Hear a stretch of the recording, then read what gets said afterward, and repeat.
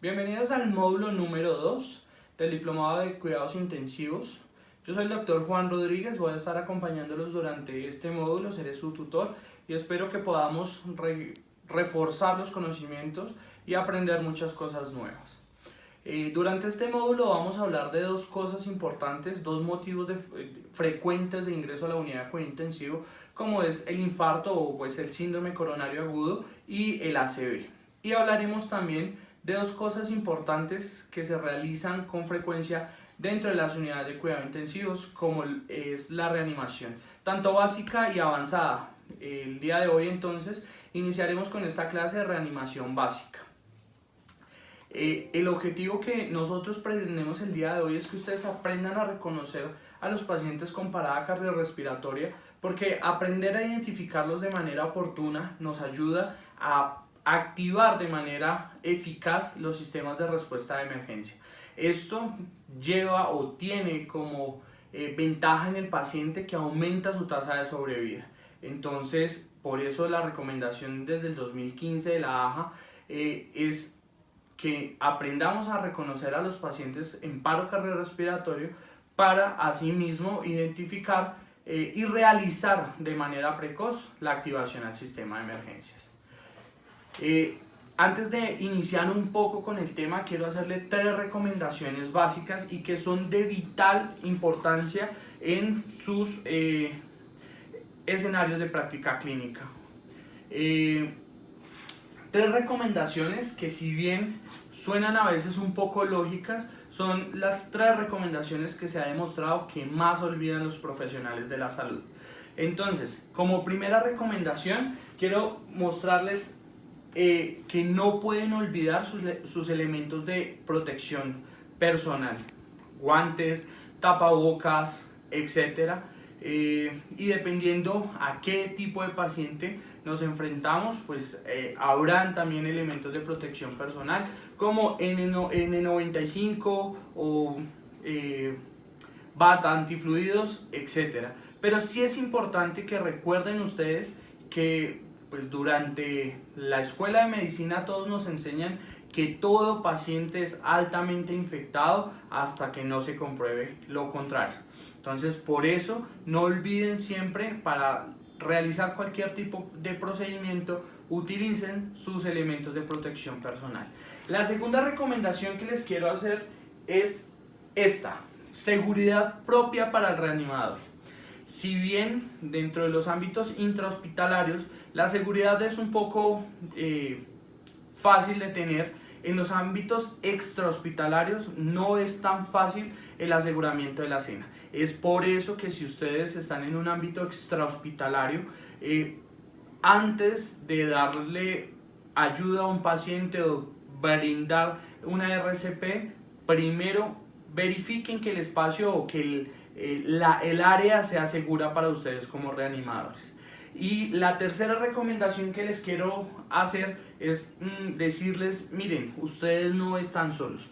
Decir que usted no está solo tiene algo bastante importante de recordarles, y es que en la reanimación se trabaja en equipo. Es importante aprender a trabajar en equipo, y más digamos en el contexto en el que estamos aprendiendo, que es el cuidado intensivo. En el cuidado intensivo es importante, como lo vimos en el módulo 1 también, que se trabaje en equipo, en un equipo multidisciplinario. Vamos a necesitar de médicos, vamos a necesitar de enfermeras, vamos a necesitar de nuestras terapeutas para hacer una RCP de alta calidad.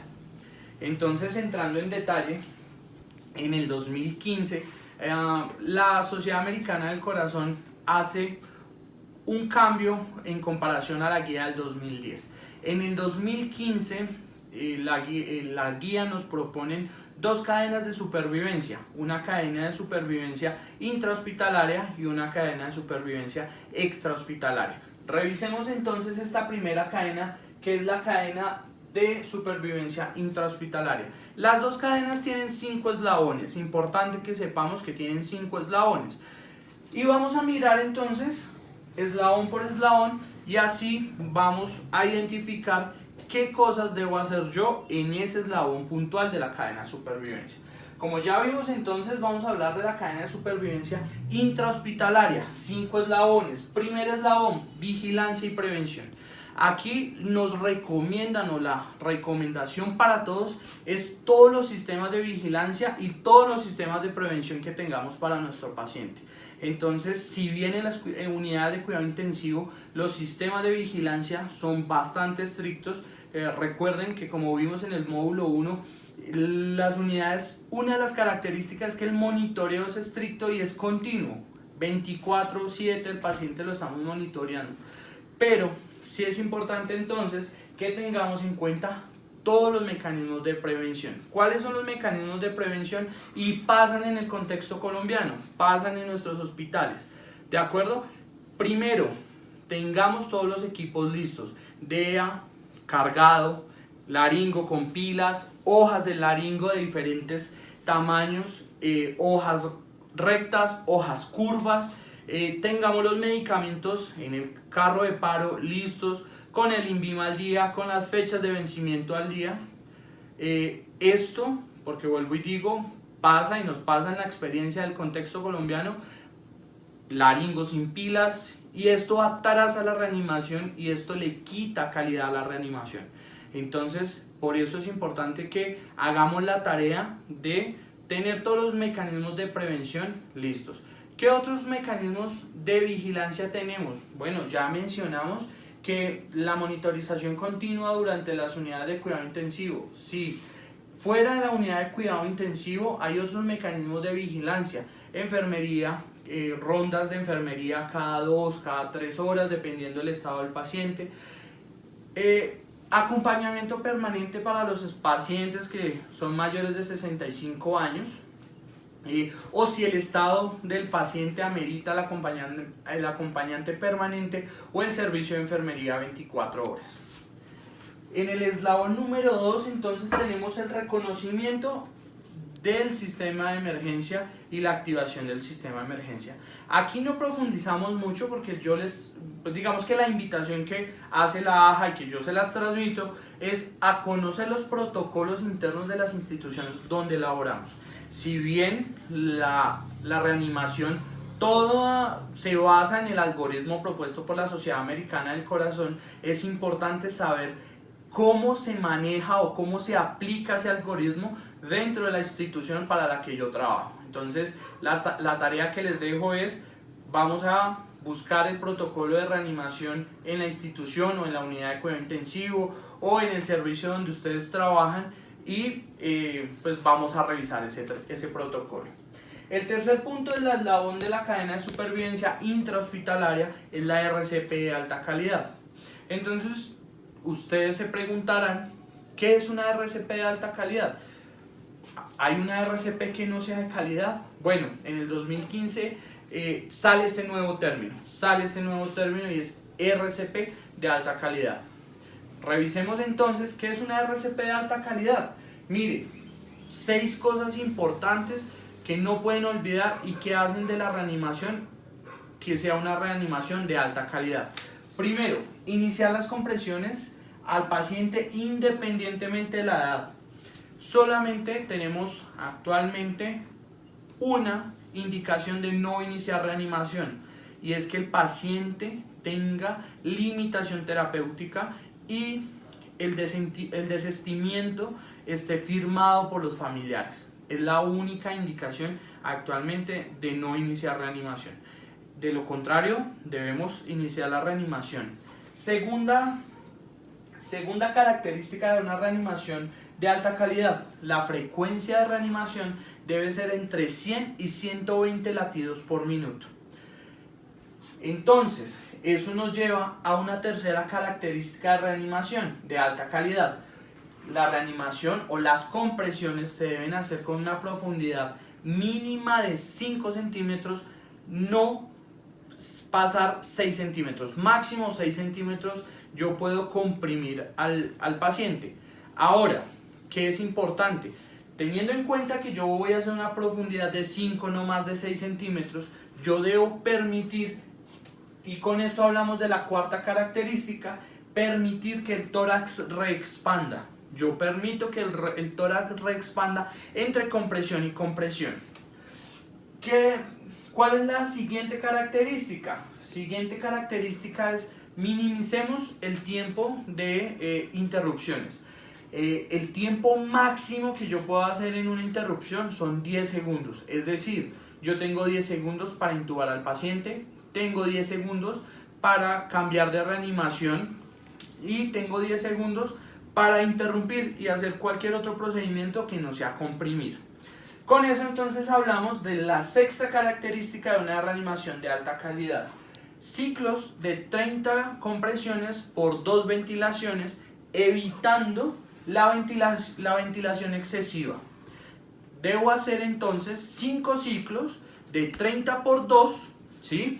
De 30 compresiones por 2 ventilaciones, 5 ciclos y completar eso en 2 minutos. A los 2 minutos de reanimación, ¿yo qué voy a hacer? Cambio de reanimador. ¿Por qué? Porque uno de los motivos de una calidad, de una reanimación de poca calidad, es la fatiga del reanimador. Por eso la indicación es que cambiemos de reanimador cada 2 minutos. ¿Cuánto tiempo tengo yo para cambiar de reanimador? Recordémoslo, mire, quinta característica, 10 segundos para cambiar de reanimador, ¿de acuerdo? Entonces seguimos revisando, nos devolvemos y vamos a mirar que el cuarto eslabón de la cadena de supervivencia es la defibrilación rápida. Es saber, pues bueno, en el contexto de la unidad de cuidados intensivos, es traer prontamente nuestro desfibrilador y hacer la monitorización con el paciente. Sin embargo, de este eslabón hablaremos detenidamente cuando hablemos de reanimación avanzada. El quinto eslabón de la cadena de supervivencia habla del soporte vital avanzado, que lo hablaremos también posteriormente, y de los cuidados posparo, que los cuidados de posparo, ¿dónde se realizan? En las unidades de cuidado intensivo, ¿de acuerdo? Entonces tenemos estos 5 eslabones, recordemos vigilancia y prevención, y vamos recordando: vigilancia y prevención, mecanismos, reconocimiento, saber los protocolos, RCP de alta calidad, ya la mencionamos, desfibrilación rápida. Siempre tener en cuenta que la principal causa de paro cardiorrespiratorio en los pacientes adultos es la fibrilación ventricular, ¿de acuerdo? Y por último, soporte vital avanzado y los cuidados posparo, que en la siguiente clase o en el siguiente video lo vamos a mencionar. Esto ya lo mencionamos. Ahora entonces vamos a hablar de la cadena de supervivencia extrahospitalaria. Entonces, ¿en qué cambia? ¿En qué cambia con respecto a la cadena de supervivencia intrahospitalaria? Pues evidentemente en la cadena extrahospitalaria no tenemos mecanismos de prevención y de vigilancia. Entonces es por esto que el primer eslabón de la cadena de supervivencia extrahospitalaria es el reconocimiento de activación precoz de los sistemas de emergencia. Quiero recordarles entonces que en el ámbito extrahospitalario el número de emergencias y el número de atención de emergencias en Colombia es el 123, ¿listo?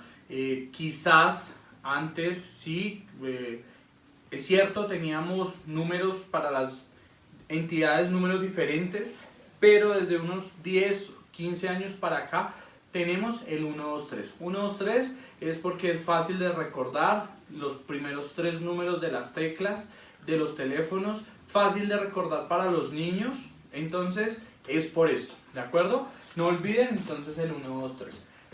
Segundo eslabón de la cadena de supervivencia, RCP de alta calidad. ¿Qué es la RCP de alta calidad? Ya lo vimos, ya lo hablamos cuando hablamos de la cadena de supervivencia intrahospitalaria. Sin embargo, recordémoslo, iniciar las compresiones independientemente de la edad, que la frecuencia de compresión sea de 100 a 120 compresiones por minuto. Tercero, la profundidad 5 centímetros, máximo 6.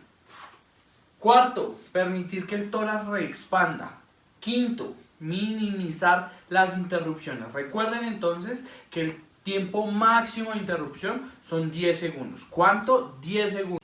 Y sexto, los ciclos de 30 por 2, 30 compresiones por 2 ventilaciones, un total de 5 ciclos de 30 por 2 en 2 minutos, y a los 2 minutos cambiar de reanimación, de reanimador. ¿Listo? Entonces, listo. Continuemos entonces mirando la cadena de supervivencia extrahospitalaria. Tercer eslabón, desfibrilación rápida. En el contexto extrahospitalario es importante en este eslabón saber qué sitios de nuestro contexto tienen un desfibrilador, un DEA, un desfibrilador externo automático, el que podamos hacer rápidamente uso. En Colombia, por habilitación, centros comerciales, algunas iglesias tienen, los gimnasios tienen, colegios, universidades, la terminal de transporte, la terminal aérea, el aeropuerto, los aviones comerciales tienen durante el vuelo un DEA, pues, en caso de una parada durante el vuelo se puede utilizar, y las auxiliares de vuelo están capacitadas para el uso del DEA. Entonces, este tipo de sitios, si ustedes se encuentran en alguno de los que ya mencioné, pues pueden solicitar el desfibrilador.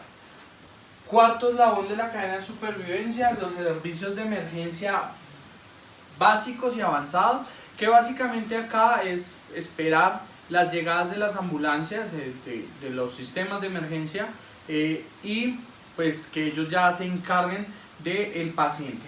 Por último, entonces, el soporte vital avanzado y los cuidados posparo, que reitero, lo hablaremos en el próximo video, donde vamos a hablar de reanimación avanzada.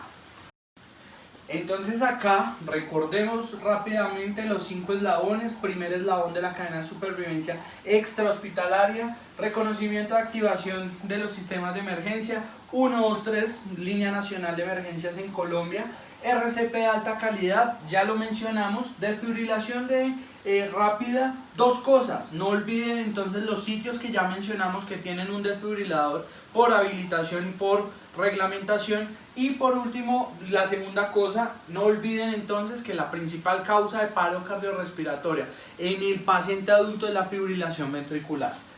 Cuarto eslabón, sistemas de emergencia avanzados, básicos y avanzados.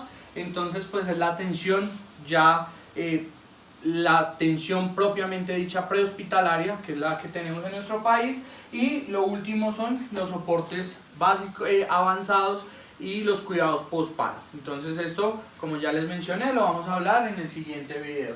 Recordemos, para que no se nos olvide, la definición de una RCP de alta calidad. 6 cosas que ya las mencionamos, pero quiero recordarlas por tercera vez para que no se nos olvide. Iniciar las compresiones independientemente de la edad del paciente. Recuerden cuál es la única indicación de no reanimación de un paciente. Frecuencia de 100 a 120 latidos, compresiones por minuto. Profundidad de 5, no más de 6 centímetros. Permitir que el tórax respanda. Minimizar el tiempo de interrupciones. Recuerden, máximo 10 segundos de interrupción. Y ciclos de 30 por 2, 5 ciclos en 2 minutos, y a los 2 minutos cambiar de reanimación, de reanimador. Ya vamos a ver qué hacemos cada 2 minutos, ¿de acuerdo? Para los que de pronto leyeron las guías de la AJA del 2010, recordarán que en este año nos hacían una recomendación y era el acrónimo de MES: mirar, escuchar, sentir. En el 2015 se dieron cuenta que esto nos retrasaba un poco la reanimación. Entonces, importante, esto ya no se utiliza. Si no las leyeron, tranquilos, no se lo aprendan porque no se utiliza, ¿de acuerdo? Para los que sí, MES no se utiliza, quita tiempo. ¿Qué es lo importante? Iniciar las compresiones de manera precoz, de manera inmediata. Entonces, revisemos el algoritmo. 5 puntos.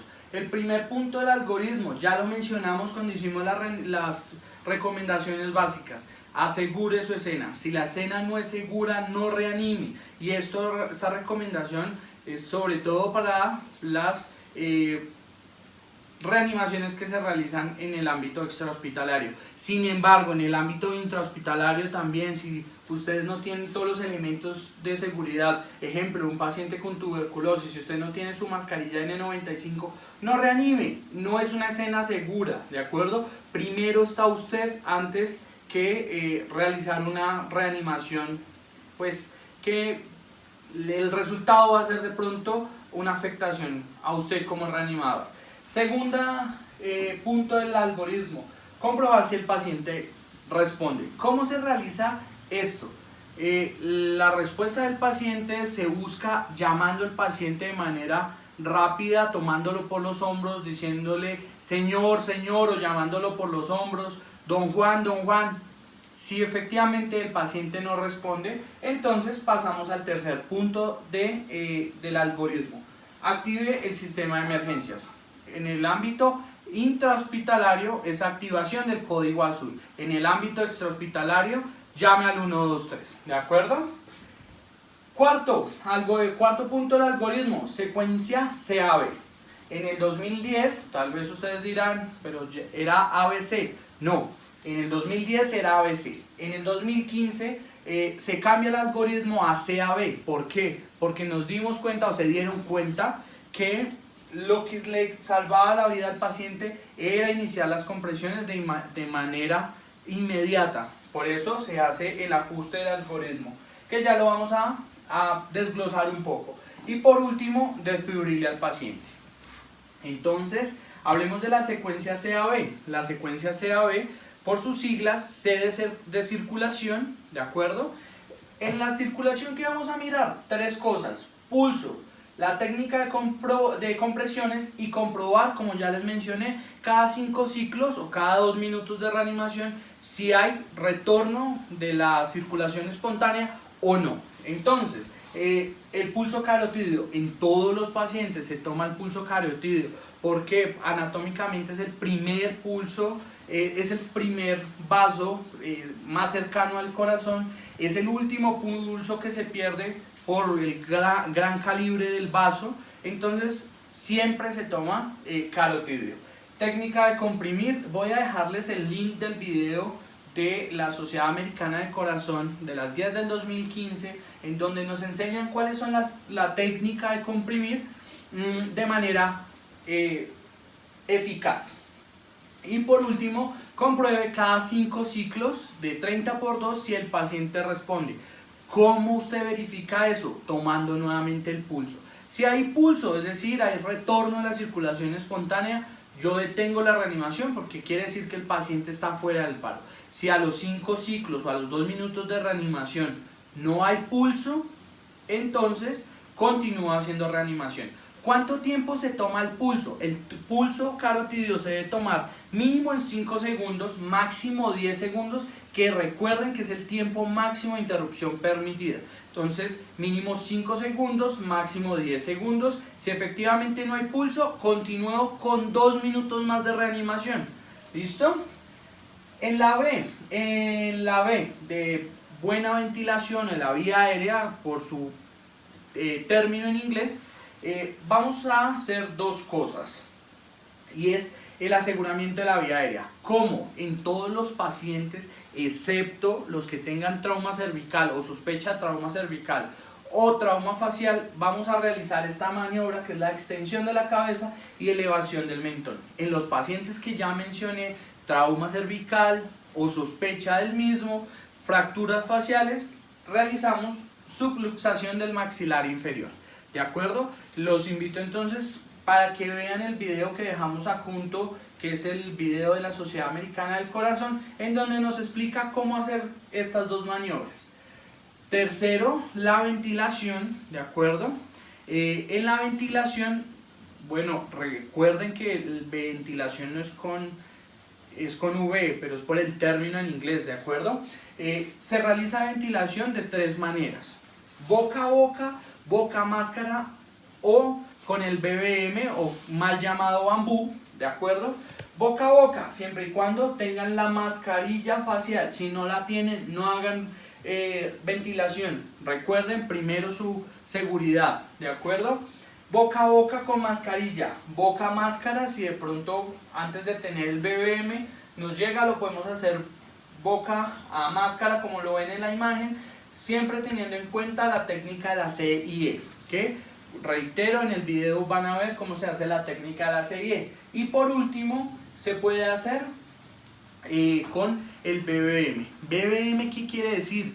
Bolsa o balón válvula máscara, ese es el nombre real del dispositivo. Ambu es la marca, ¿de acuerdo? Entonces, si en algún momento alguien les pide un BBM, acuérdense que es el mal llamado Ambu, ¿listo? De acuerdo, con eso acabamos entonces nuestro primer video, nuestra primera clase, que es todo lo que tenía que ver con reanimación básica. Posteriormente van a encontrar entonces aquí el video oficial de la Sociedad Americana del Corazón, como ya les mencioné, y aquí verán en práctica lo que ya hablamos.